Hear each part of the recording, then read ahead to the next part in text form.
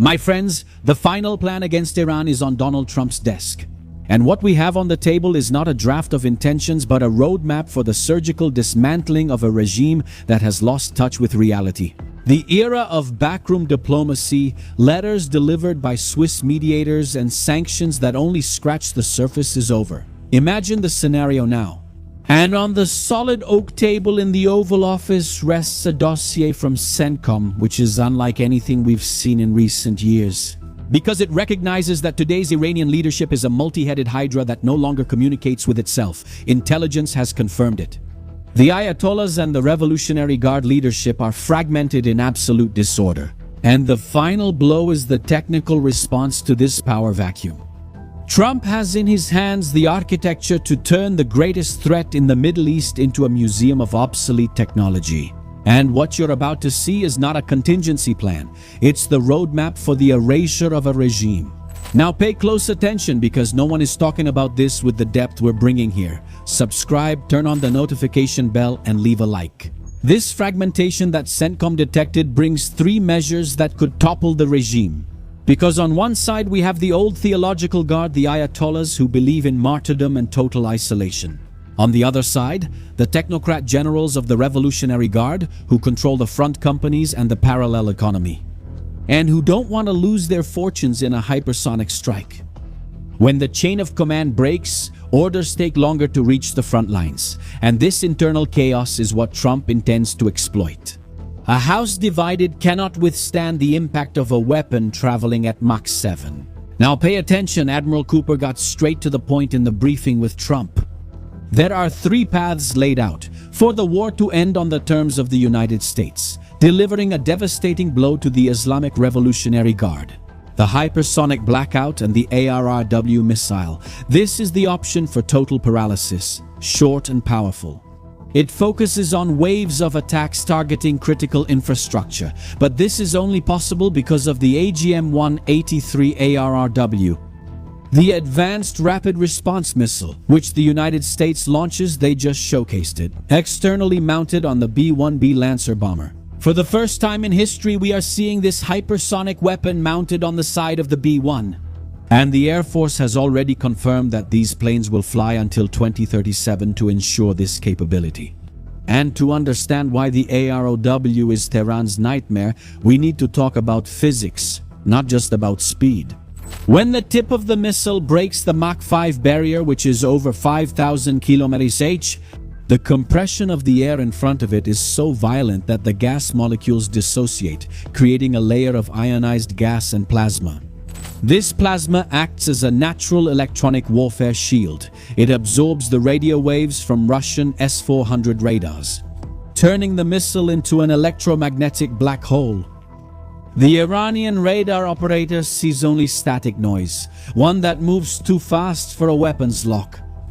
In practice, the processing time of a modern air defense system is about 5 seconds.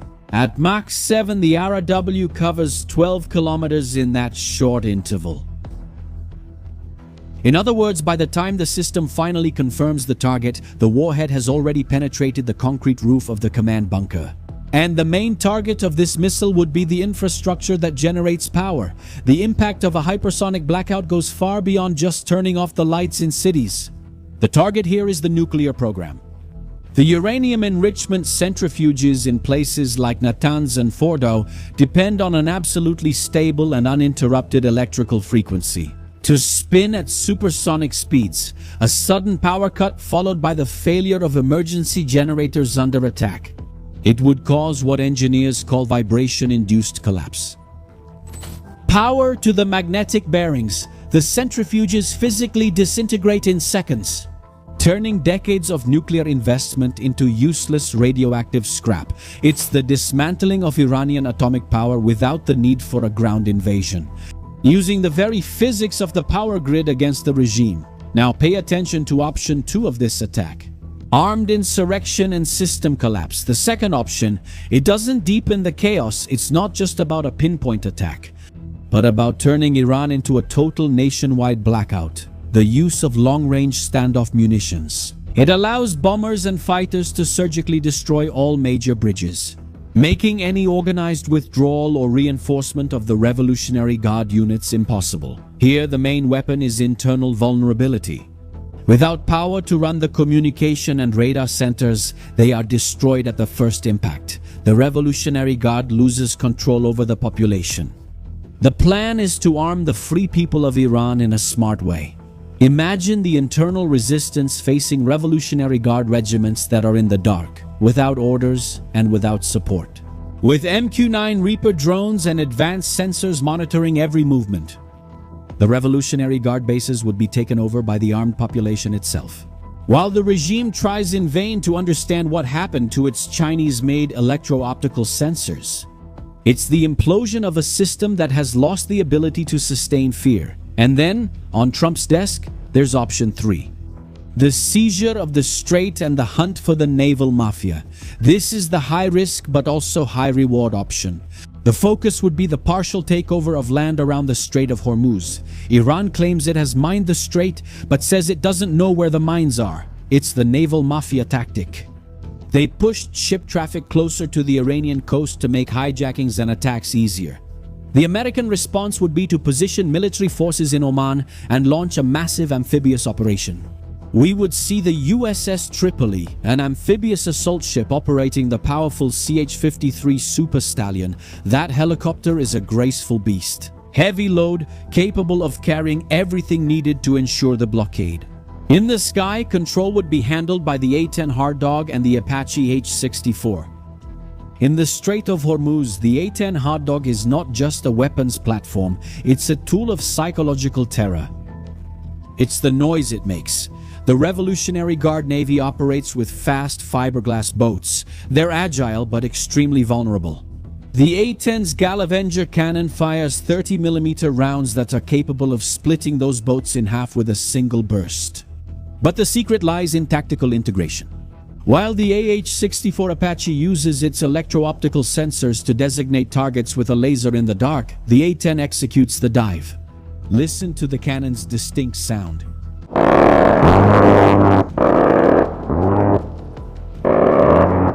The sound reaches the survivor's ears only seconds after the impact, creating an atmosphere of total helplessness. It's the physical demonstration that the naval mafia has nowhere to hide in open waters against an air force that hunts at low altitude. But while the United States positions hypersonic chess pieces, how does Supreme Leader Ali Khamenei react? He finally came out of hiding with rhetoric that borders on delusion. He claims that Iran dictates the rules in the Strait and that no damage was done. My friends, just look how absurd this is. This is what we call the Black Knight syndrome. Imagine the scene. The guy lost his arms, lost his legs, he's bleeding on the ground, but he looks at the camera and says, "Don't worry, it's just a scratch, I'm invincible." Khamenei lies to his own people and to internal factions to avoid immediate collapse in morale. He describes the nuclear and missile program as untouchable national treasures. But the tactical truth is that the 3 options I described invalidate each of those treasures. The Iranian bluff cannot withstand the reality of a B-1B Lancer bomber conducting constant presence patrols. Now pay attention, because here comes the serious analysis that goes beyond the cheerleading. We are not children. History teaches us that a cornered regime doesn't die without first trying to drag everyone else down to hell with it. The opponent plays too, and Iran has dangerous cards on the table. We need to understand that Iran is using the global economy as its playing field. The regime knows that the Strait of Hormuz is the world's jugular. If the conflict escalates to option 3, one of the most dangerous, the price of a barrel of oil at $100 is just the beginning of the problem. Iran is betting on supply chain disruption, increased shipping and marine insurance costs. Maritime activity in the Gulf directly impacts the price of aluminum and semiconductors, whose raw materials, such as gallium and germanium, pass through routes monitored by Beijing's allies. Iran is trying to force the West to back down by hurting the wallets of European and American consumers, and they really are feeling that pain. The regime hopes that global inflation will spark protests in Washington that force Trump to halt the final blow. Therefore, it's a race against time. The United States needs a surgical victory before logistical chaos destabilizes global markets. And we also can't ignore the F-5 incident in Kuwait. Many people didn't know about it. But during a saturation attack with hundreds of drones and ballistic missiles, an old Iranian F-5 fighter managed to fly ultra-low, taking advantage of radar shadows. And it bombed an American base. In a window of 125, it bombed 125 meters and meters. This proves the effectiveness of the saturation tactic. Iran knows it can't win with quality, so it uses quantity. They launched thousands of Shahed Baratha drones to overwhelm the radars and exhaust the interceptor missiles. While the United States is busy shooting down drones, a real attack can be camouflaged. We also have the S-124 incident.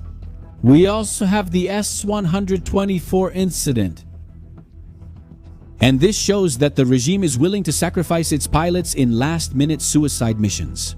E claro, há a ameaça nuclear. Se Khamenei sentir que o apagamento definitivo está em curso, ele pode acionar a cartada final. Uma detonação desastre ecológico no Golfo para paralisar a economia mundial por décadas. A wounded animal bites hard, and the Iranian regime is an animal that believes it has a divine mission to spread chaos. The danger of a global catastrophe is the real counterpoint to technical superiority and American courage. So, my friends, the score is on the board. On one side, the American military machine with the B-1B Lancer bomber and the ARW missile in a total blackout strategy. And on the other side, a fragmented but desperate regime playing with saturation tactics and nuclear threats. The question for you today isn't whether the strike will come, but who will be left to tell the story when the Strait of Hormuz becomes the epicenter of the end of an era? Which of these three options do you think will be Trump's opening move? 1, 2, or 3? Write it here in the comments. The surgical blackout or the physical retaking of the Strait. What would you choose if you were President Trump? I want to know who here is really awake to this game. Now, my friends, what I've delivered so far is an intelligence analysis that the mainstream media is afraid to touch. Here in Brazil, for example, they say that Iran has already won, poor ayatollahs. A subversion of values. How can they use the democratic system here on the internet to defend a dictatorial regime? Bloodthirsty that takes the lives of its own citizens? Now, if you want to go further, to understand the forces that drive the world without the filters of censorship, I'll be waiting for you in our intelligence bunker. There, no one can take us down with the stroke of a pen. There, we don't have to worry about forbidden words. There, we read the map and predict what might happen. We are staying ahead of events. So, the link is in the first pinned comment, here in the QR code that appears on the screen and in the video description. There are more than 3,000 subscribers who support what we bring here for you. And for those of you looking to broaden your perspective, who want to understand the patterns of the fall of empires through real cinema, subscribe to our series and movies channel, Resenha. Yes, become a member and help keep this voice alive with movie recommendations without culture walk, without whining, but that will entertain you and your family. Including series that talk specifically about CIA operations in the Middle East and Mossad operations against terrorist groups. The card is here, link in the description and in the pinned comment. Now shield your mind, subscribe to the channel, turn on the notification bell and leave a like on the video. I'm Shimon Oliveira and I'll see you in the next video. See you then.